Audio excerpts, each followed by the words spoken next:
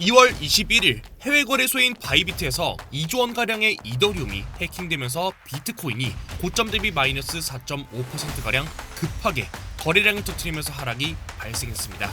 이번 하락에서 다행히도 최근 매수세가 붙었던 구간인 단기 매물 지지대인 95.2K를 지켜주면서 거래량을 한 번 더 강하게 터뜨렸습니다. 앞으로 비트코인은 저점을 강하게 내려오는 하락보다는 단기로는 오히려 반등세를 좀 더 보일 가능성이 높다고 보고 있습니다. 네, 여러분 반갑습니다. 비트 갱스터입니다. 주말간 바이비트에서 이더리움이 원화로 약 2조 원가량 해킹되는 사례가 발생하면서 아마 대부분 앞으로 비트코인은 크게 하락할 것이다 라는 이야기를 많이 하겠지만, 저는 단기적인 그림만 놓고 본다면 여전히 반등하는 그림을 예상해보고 있습니다. 적어도 저는 비트코인이 2월 3일에 나왔던 저점인 91.2K를 깨러가기 전 비트코인은 최소 단기적인 고점을 형성하고 거래량을 터뜨렸던 자리인 99.7에서 100K대 구간을 터치하러 가는 그 상승과 이 상승에서 알트코인들은 짧게는 플러스 10에서 플러스 20%, 크게는 자발트에서 플러스 30% 이상까지도 반등하는 그림을 예상해보고 있습니다. 오늘 영상에서는 첫 번째로 비트코인 추가 반등을 보는 이유, 두 번째로 현재 구간에서의 매매 전략, 마지막으로 현재 구간에서 매수를 가져간다면 어떤 알트코인들을 주목해야 할지까지 위 세 가지 내용에서 다뤄보도록 하겠습니다. 오늘도 영상 시작 전에 구독, 좋아요, 알람 설정까지 한 번씩만 부탁드리겠습니다. 감사합니다. 우선 이전 관점부터 빠르게만 짚고 바로 본론으로 넘어가면, 비트코인은 거래량을 강하게 터뜨렸던 저점 자리인 94K를 깨러가는 이 하락과 동시에 가파르게 반등이 출현하였고, 이때 나왔던 반등에서 지지를 받고 반등을 만들었던 매물 지지대인 95.2K를 빠르게 올려주는 움직임을 나왔을 때, 앞으로 매매 전략은 단기 관점에서는 롱 포지션이 유리, 숏 포지션에 대해서는 반등에 대한 주의가 필요하다라는 말씀을 드리고, 비트코인은 플러스 3.6%까지 반등에 성공. 이후 저번 주 금요일 영상에서 올라왔던 이 반등의 크기가 내려왔던 이 하락이 총 4일,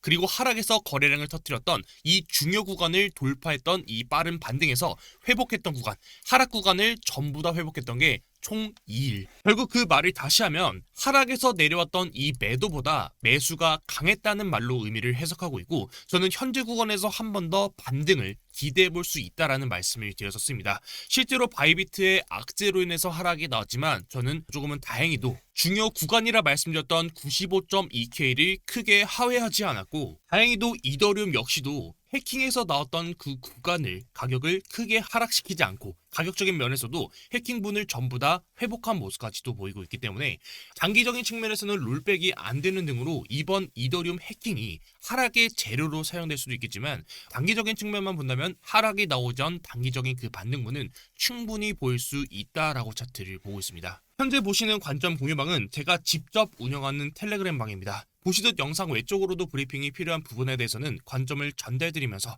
실제로 시장과 같이 호흡하고 있는 공간입니다. 무료인 만큼 편하게 들어와서 브리핑 받아보시고, 도움이 안 된다고 생각되시면 그냥 편하게 나가셔도 되는 공간이니까요. 들어오셔서 다음 브리핑 늦지 않게 받아보시길 바랍니다. 오늘 복귀는 여기까지만 하고 바로 본론으로 넘어가겠습니다. 즉, 오늘 영상을 요약하면 단기적인 반등은 충분히 출현할 수 있다. 다만 단기적인 반등이 나와주더라도 저는 비트코인이 2월 3일에 나왔던 저점인 91.2K를 깨러가는 하락을 보고 있다.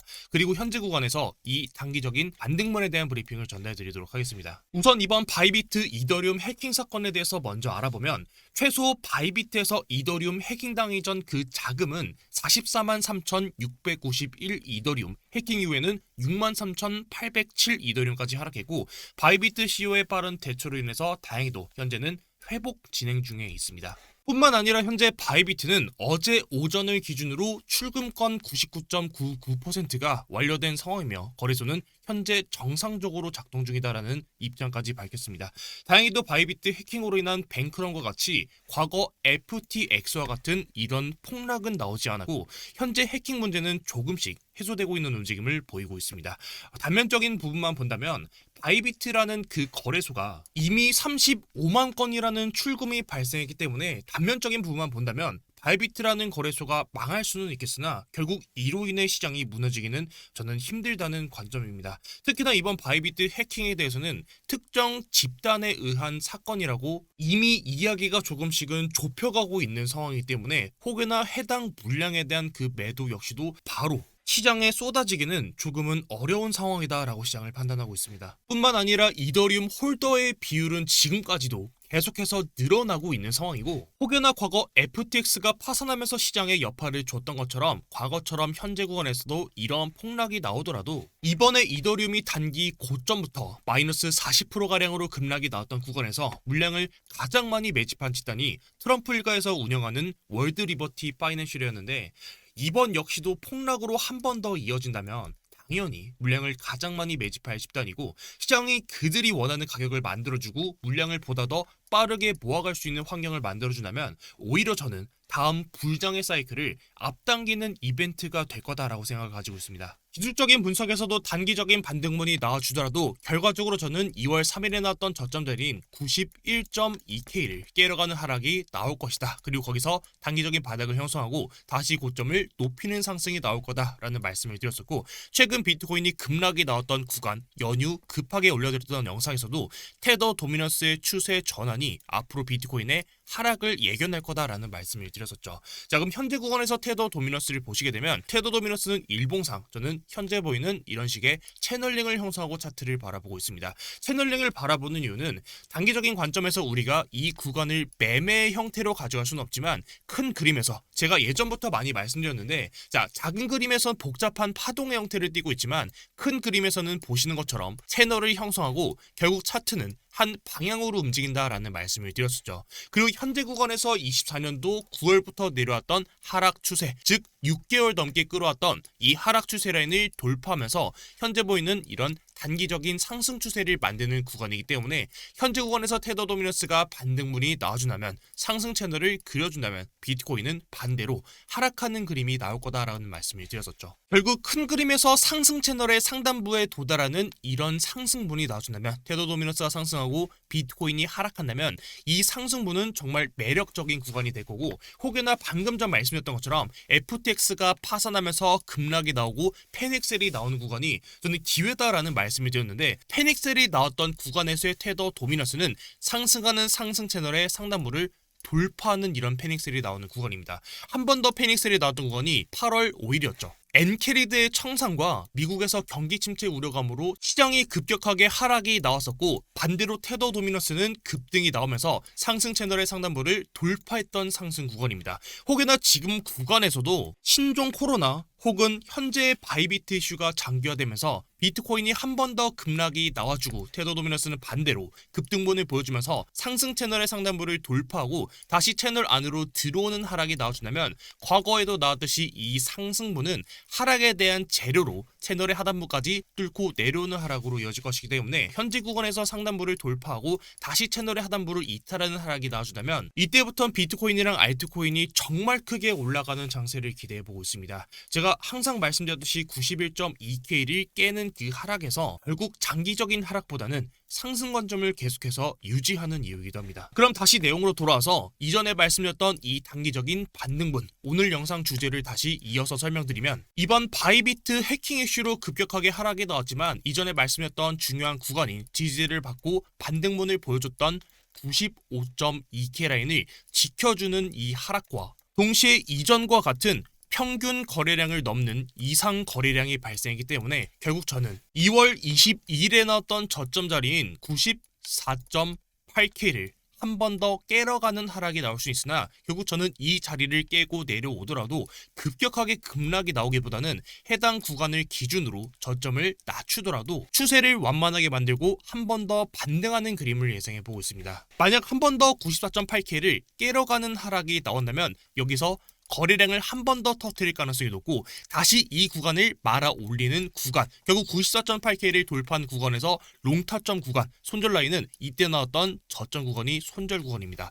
예를 들면 바로 직전에 나왔던 94K를 형성했던 구간, 해당 구간에서도 거래량을 강하게 터뜨리고 반등문이 첫 번째로 출현했었고, 거래량을 터뜨렸던 구간을 바로 깨러가는 하락이 아니라 결국 이 구간을 기준으로 시간을 끌면서 매물대를 다졌을 때 이후 이탈하는 하락이 나왔지만 그 하락이 짧게 나와주었고 다시 그 구간을 돌파했던 구간에서 강한 상승이 출현했습니다. 저는 현재 구간도 과거랑 차트는 동일한 구간을 형성하고 있다라고 차트를 보고 있습니다. 결국 이 구간 94.8K를 깨러가는 하락이 나와주더라도 그 하락이 크게 나오기보단 짧게 나온 뒤 이 구간을 다시 말아올릴 가능성이 높고 해당 구간을 돌파하는 구간에서 롱타점 매수 구간 그리고 이때 나온 저점 자리는 손절 구간으로 형성할 수 있습니다. 반등분이 나와준다면 1차로는 99.7에서 100K대 구간대까지는 충분히 반등하는 그림을 예상하고 있습니다. 그리고 반등이 출현한다면 저는 이번 반등은 단기적인 반등으로만 볼 예정이기 때문에 이 구간에서는 비트코인 단기 매매가 아니고서는 저는 알트코인 매매로 그 손익비를 가져갈 예정입니다. 마지막으로 알트코인 브리핑까지 전달 드리도록 하겠습니다. 제가 저번주 금요일에서 이번주 우리가 알트코인 주목을 받아볼 알트코인은 첫 번째로는 레이어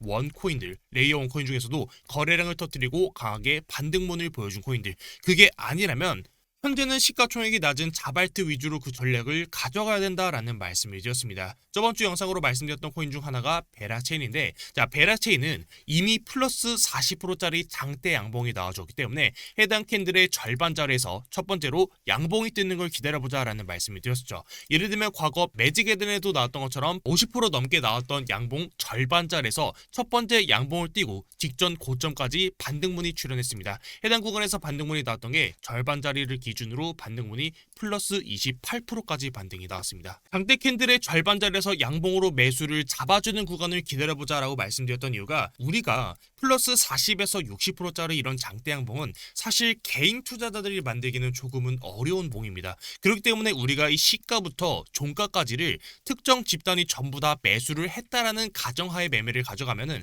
결국 이 시가부터 종가 그리고 그 절반 자리는 그들의 평단쯤이 될 겁니다. 결국 이 봉이 올리기 위했던 상승을 위한 봉이었다면 캔들의 절반, 즉 그들의 평단 자리는 절대 깨지 않을 겁니다. 현재 베라체인은 주말간 아쉽게도 양봉을 띄지 않고 매수자를 주지 않고 크게 눌려주는 모습을 보여주고 있는데, 사실 저는 베라체인은 아직까지도 좀 관심 코인으로 보고 있는 게 사실 이미 거래량을 터뜨리고 크게 반등문이 출현해왔고, 제 오래된 구독자분들은 아시겠지만 이런 식으로 장대 양봉이 출현하면 고점에서 매물대를 다지고 바로 상승하는 건 우리가 손익비 쪽으로 가져가지 못할 수 있지만 캔들의 절반 그리고 시가 자리까지 내려오는 이 구간은 절대 놓치지 말자라는 말씀을 드렸었죠. 즉 예를 들면 과거의 스택스 코인에서도 나왔던 것처럼 이때도 24년도 11월 11일에 나왔던 봉입니다. 이때도 단기적으로 양봉을 터뜨리면서 저점부터 고점까지 플러스 23%까지 반등봉이 나와주었고, 해당 자리에서도 캔들의 중단 자리에서 양봉을 지지받지 못하고 반대로 저항받았고, 양봉의 시가 자리에서 지지받고 이 구간을 기준으로